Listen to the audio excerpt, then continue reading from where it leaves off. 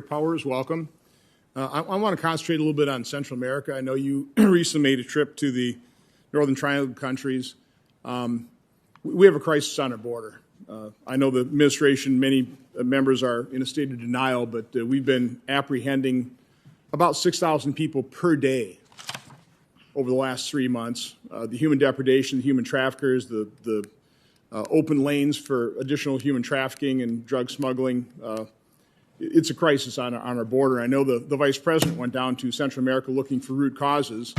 I just want to ask you, did you discover or did you come to any conclusions in terms of what the root cause of that out-migration is?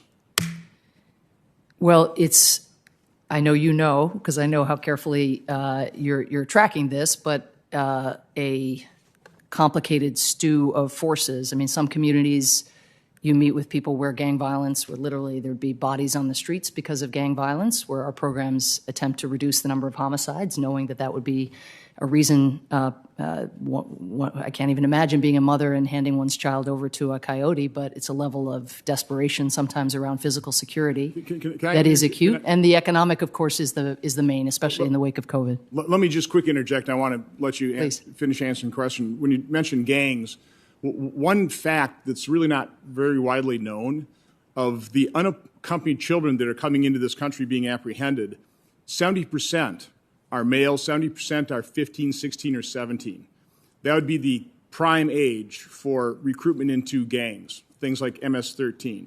So, but anyway, that's not a fact that we're focusing on very much when we're talking about the crisis. But go on, you're talking about the gangs in Central America. Well, I'm just offering that as one source. I actually keep a handy chart, and I'm sure you've seen some like it, but just we actually have crunched the data. You don't need to see the specifics, but just in looking at any country of the three, looking at in which areas is it by virtue of, is it some hurricane aftershock, in which countries, when we look at intention to migration surveys, is it unemployment or perceived economic despair? In what cases, again, is it a spike in homicides?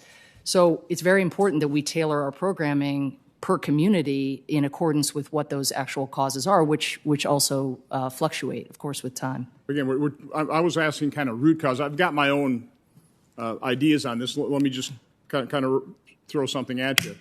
When I went down there in 2015, I was surprised at the reaction we got from the presidents of both Honduras and Guatemala when they said, we're dealing with corruption and impunity.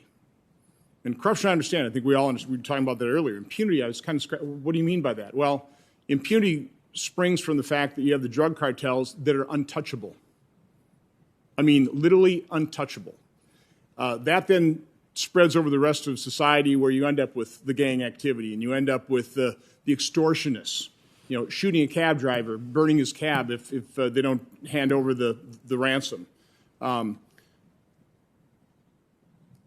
The drug cartels exist in Central America because we shut down, to a great extent, the drug trafficking through the Caribbean and redirected through Central America.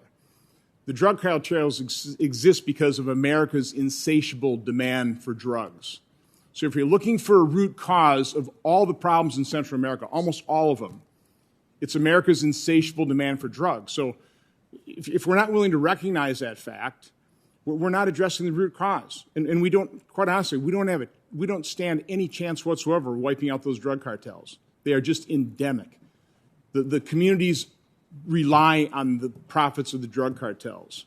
So we have to keep that in mind. So when you're proposing $860 million for Central America, where's that going to go? How is that not just go down a hole and completely wasted if we're not willing to recognize what the true root cause is? And my final point is, when I was down there, the presidents of both Honduras and Guatemala begged our delegation, please fix your laws. This is not helpful to us to lose our future.